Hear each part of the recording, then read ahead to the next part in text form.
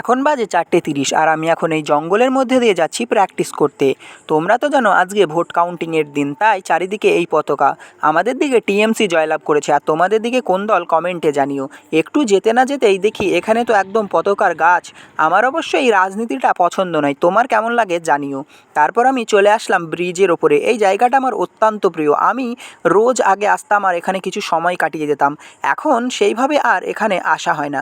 তারপর ব্রিজ থেকে নেমে আমি চলে আসলাম আমাদের স্টেশনের এই ভাঙাচোরা রাস্তাটায়। তারপর স্টেশনে আসলাম এবং এখানে সাইক্লিং করে আমি এখানে বসে পড়লাম। আমি এখন মাঠে যাচ্ছি না, কারণ হালকা বৃষ্টি পড়ছে, ভিজে যাওয়ার ভয়ে আমি গেলাম না। তারপর এইখানে বসে বসে আমি ভাবতে শুরু করলাম যে এই স্টেশনটা আজকে এত স্নিগ্ধ কেন। এটার কারণ আমি খুঁজে বের করলাম, কারণ আজ ভোট কাউন্টিং, তাই কেউ তেমন স্টেশনে নেই। এই সুন্দর আবহাওয়ায় তো আমার অতীতের কথা মনে পড়ছিল, কিন্তু কী আর করার, অতীতের মানুষ তো অতীতেই থেকে যায়। তারপর ওই দিক দিয়ে একটা ট্রেন চলে আসলো।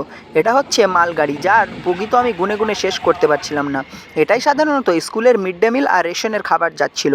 এখন চলে আসলো লালগোলা টু শিয়ালদা লোকাল। এই ট্রেনটা একদমই ভিড় ছিল না, রোজ এই ট্রেনটাই ভিড় হয়, কিন্তু আজ ভিড় ছিল না। কারণ হচ্ছে ভোট কাউন্টিং।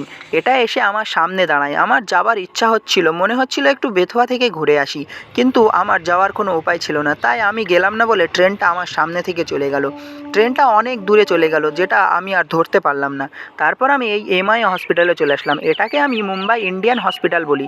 এখানে রোহিত শর্মাকে মাঝে মধ্যেই দেখা যায়, তোমরা যদি আসো তো এখানে আসতে পারো। তারপর আমি একদম ফুল স্পিডে চলে আসলাম আমাদের ফিল্ডে। কত ভয় লাগছিল, এখানে একদম ফুল স্পিডে সাইকেল নিয়ে চলে আসলাম এই নেটের পাশে এসে আমি এই গগনের নিচে আমি আমার জার্সিটাকে চেঞ্জ করছিলাম। তো আমি এখানে একটা কবিতা বলছিলাম যে এই বিশাল গগনের নিচে আমি এক ছোট্ট জীব যে এখন খেলবে ক্রিকেট। এই সব বলতে বলতে আমি জার্সিটা চেঞ্জ করেছিলাম। তারপর জার্সি চেঞ্জ করা হলে আমি আমার বডিটাকে দেখিয়ে এখন স্ট্রেচিং করতে যাব। তারপর অনেক দিন পর আমি স্ট্রেচিং করায় আমার একদম হাঁটুতে টান লাগলো। কী আর করার, হালকা হালকা স্ট্রেচিং করে আমি এখন বল করব শর্ট রান আপে। শর্ট রান আপে বল করা ভালো, ফুল রিদমে বল করার আগে শর্ট রান আপে বোলিং করলে মোটামুটি ভালো রিদমটা পাওয়া যায়। তাই আমি কিছু শর্ট রান আপে বোলিং করছিলাম। এরপর আমি আস্তে আস্তে লং রান আপ শুরু করলাম। আমার প্রিয় ব্যাটসম্যান কপিল ভাই ব্যাটিংয়ে আসলে আমি এখন লং রান আপে বল করছিলাম। লং রান আপে বল করতে তো খুব ভালো লাগছিল। তারপর এই সুন্দর আবহাওয়াটা দেখো, ওই ট্রেন আর আকাশটা দেখো কত ভালো আমার যে লাগছিল, এটাকে কি বলবো। তোমরা থাকলে এটাকে কি বলতে অবশ্যই জানো। এটার আবহাওয়া কেবলমাত্র আমাদের এলাকায় সম্ভব। তারপর আমি এখানে বল খুঁজতে আসলাম।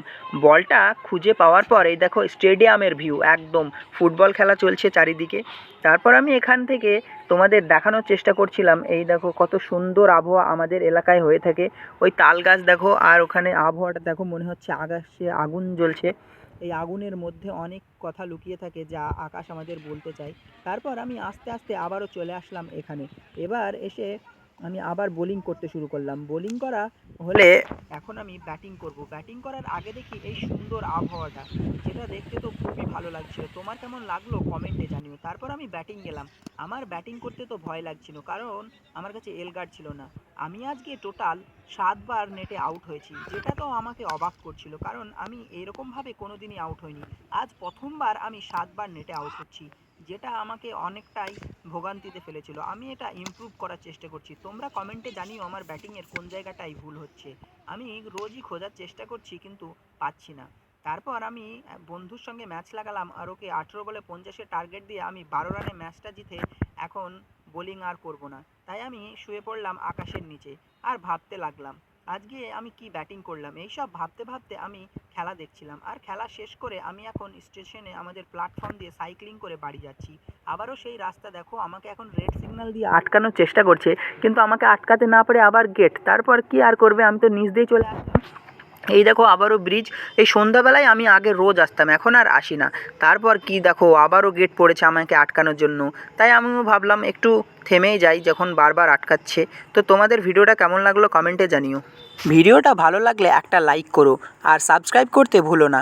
পরের ভিডিওতে আমি আমার ক্রিকেট ম্যাচের ভিডিও দেবো। Thank you.